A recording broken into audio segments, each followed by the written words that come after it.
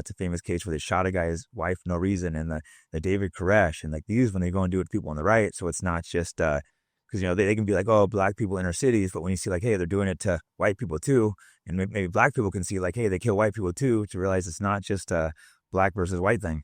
Yeah, It's the yeah, power versus the people. yeah. It's all about limiting the power of the corrupt ruling class, and that's what we want to do. We want to bring them to heel. That's that at least what people will view as the far left. That's what our general goal is, and that's why I'm glad you said that, because there's like that on the right. If you said it's among like the MAGA crowd, they will flip out if you say you believe Hamas had the right to defend themselves. But that is the principal position. Hell, we can't even get left wing politicians to say that. Like Bernie Sanders is considered the most progressive politician in the United States, but I can't stand him because he's a genocidal Zionist who robs the Palestinians of the right to engage in armed defense. Like, for example, if you're someone who pretends to support Palestinians when they're dying, are you going to support them when they have successful victories and resistance? I'm not one of those people who just mourn dead Palestinians. I cheer when they are successful, because when you talk about don't tread on me, when you talk about uh, what it means to be a gun owner, to someone who stand up for your rights, these are things that white America generally idolize. Like don't tread on me. We will fight against tyranny. But then whenever they see, for the most part, whenever they see another group doing it, like Palestinians against the United States government, they will be against them. Like, what do you guys think would happen if we ever did, like, the Democrats actually accomplish like some sort of liberal dictatorship, and they demand your guns to be taken away? Who will be the one who does it? To stay. Now, I am open. I think that's why these conversations are important, like finding the right solution. I'm not saying I have the right solution Yeah, for all of these. they're The only complex. thing is, bro, the police state in the giant real authoritarianism, which is capitalism. Capitalism is the true authoritarianism. It has gone out of control. They got fucking military tanks going down the streets. They tear gassing citizens, which is a war crime, by the way. So you can't tear gas people in war. So why can't they tear gas Americans? I was tear gassed by the KCPD. Like, why? I don't understand why Americans would even accept that. And I think if we fought against this level of tyranny, bro, I promise, and maybe some people don't believe me, bro, I promise you, we will come to agreement on much more than a lot of people think. Once we get rid of these scumbags, you know what I mean? Once we get rid of these people in power that hoard it all, right? And I would like a left-right populist movement. We're not going to agree on everything, but you look and it's like we can agree on enough, I think, to temporarily get along and like get rid of the Zionists, work to like, less police abuse, less militarization of the police. I don't want these police with these fucking giant machine guns and tanks and stuff. It doesn't sound like you do either. Like let's put some money into these black communities. Let's like try to build them up with education and programs. Like, maybe get some fucking, I think average American should want free fucking healthcare. I think they've been brainwashed by being Marxist. You shouldn't have fucking healthcare. Like, how fucking dumb you gotta be? Like, oh, we should pay Israel's healthcare. Every single other country in the world, Western country in the world, has it. So I'm not saying we shouldn't build it. We should have for-profit hospitals too. But the very basis, there should be like a state-funded hospital that could be free at least. Maybe the care is not quite as good as the top paid, but it should at least be an option. Yeah, and majority of the working class and majority of Americans agree. I say it all the time on my show. I said when I looked at Poland, I saw 1/3 of Republicans supported single payer health care, and I was like, bro, that's a lot. Like if you think about it, that's actually a lot. It's like one third. Considering they consider they're breaking from the party, Yeah, and that yeah. because a lot of That's people a are great go to the party.